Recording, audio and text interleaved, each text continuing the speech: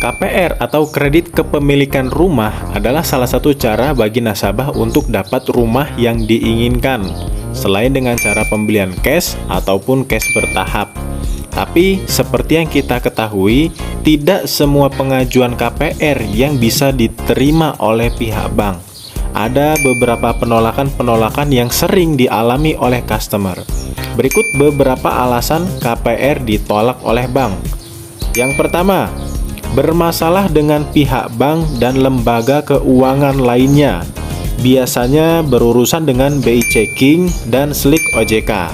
Dalam artian track record atau riwayat pinjaman-pinjaman kalian sebelumnya itu bisa dilihat oleh pihak bank. Apakah lancar ataukah ada kendala. Jadi, kalian pastikan kolektibilitas kalian itu aman. Kolektibilitas aman itu antara 1 sampai 2. Sedangkan kolektibilitas 3-5 itu sudah tidak aman dan bank akan menganalisa data-data customer tersebut dan bahkan bisa ditolak oleh pihak bank. Yang kedua, karena meminjamkan data diri kita ke orang lain.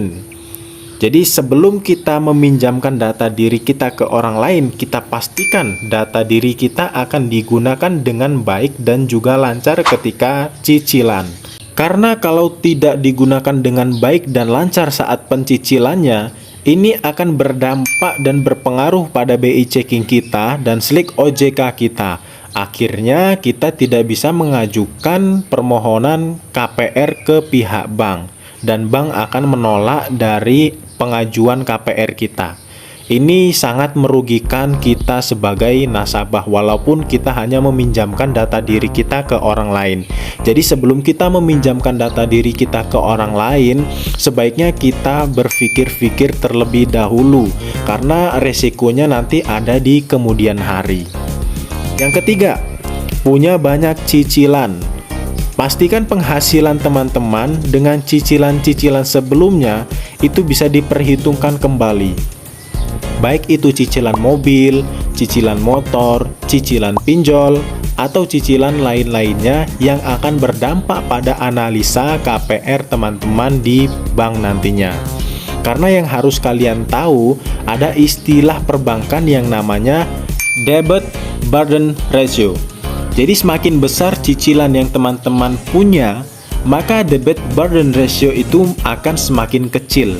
Dan semakin kecil debt burden ratio teman-teman, maka akan semakin kecil pula kemungkinan KPR teman-teman bisa diterima oleh pihak bank. Jadi sebelum kalian mengambil rumah dengan skema KPR, pastikan dulu kalian bebas dari cicilan-cicilan baik berupa itu mobil, motor, dan lain-lain. Yang keempat, berkaitan dengan status karyawan dan masa kerja teman-teman. Jadi di era sekarang, di era pandemi, nasabah yang diterima oleh bank biasanya adalah status nasabah karyawan yang statusnya tetap dan tidak kontrak. Karena bank tidak mau ambil risiko saat nasabah ini terkena PHK nantinya. Dan minimal juga yang diterima oleh nasabah bank adalah yang sudah 2 tahun bekerja. Jadi pastikan dulu kalian sudah berkepegawaian tetap atau masa kerjanya sudah lebih dari 2 tahun. Yang kelima, memasuki usia yang sudah tidak produktif lagi. Jadi usia yang diperbolehkan oleh bank yaitu dari usia 21 tahun sampai dengan 55 tahun.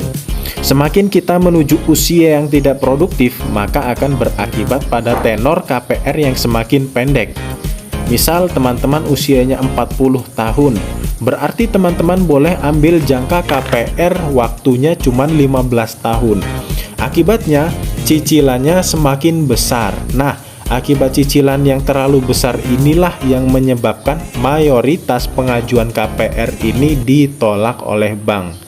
Karena tidak balance dengan penghasilan teman-teman dan juga waktunya sangat singkat. Yang keenam, kurangnya biaya untuk uang muka atau down payment.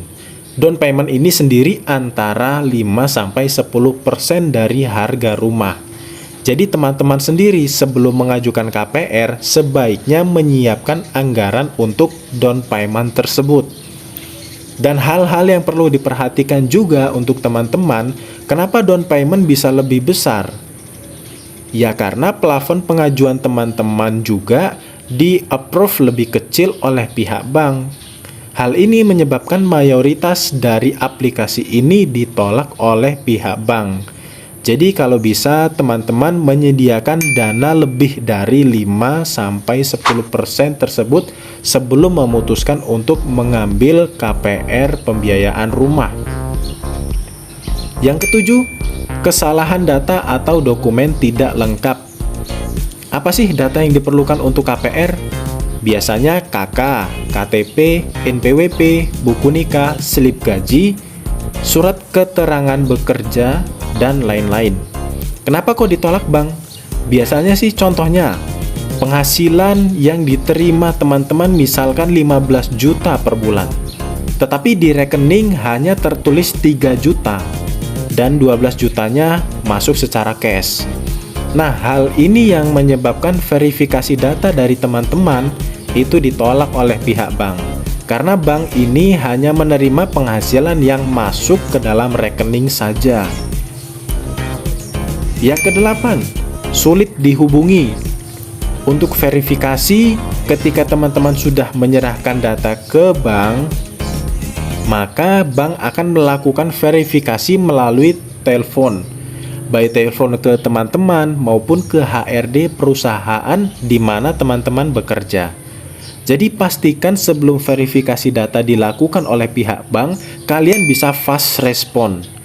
Dan yang kedua, pastikan juga pihak HRD tempat teman-teman bekerja itu sudah dikondisikan sebelumnya.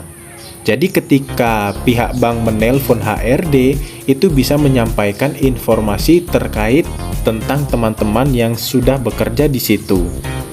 Jadi itulah alasan kenapa pihak bank menolak KPR dari teman-teman.